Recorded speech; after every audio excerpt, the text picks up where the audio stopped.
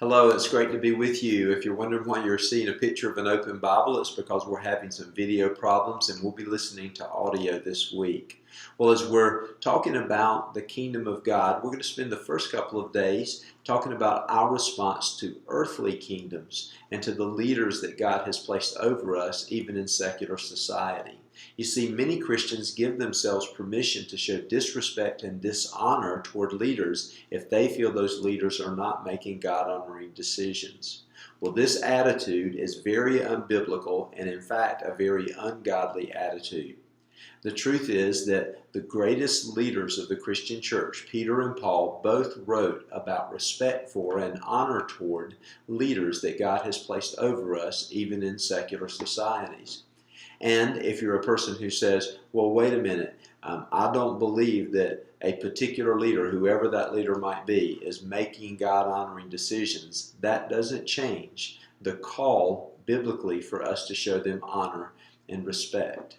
You see, Peter and Paul both wrote about honoring and respecting leadership when they were both under the leadership of Nero. And now Nero, as the Roman emperor, was so wicked that the early church thought he was the Antichrist for sure. The majority of early Christians thought he was the Antichrist. That's how wicked he was. And yet Peter and Paul both spoke of showing respect and honor toward the leaders that are placed over them in secular societies. So we, as people who actually have a president who is a professing Christian, and we disagree with something that president may do or decisions that president may make, and in doing so give ourselves permission to show dishonor and disrespect toward that president, we are definitely not following the biblical directive.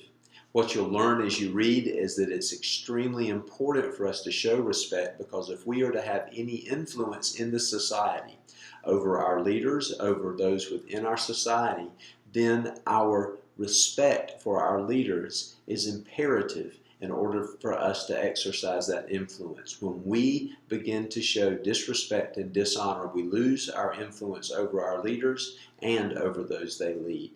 Well, you're going to enjoy this reading very much. It's from 1 Peter chapter 2, verses 13 through 17, 1 Peter 2, 13 through 17, and Romans 13, 1 through 7, Romans 13, 1 through 7.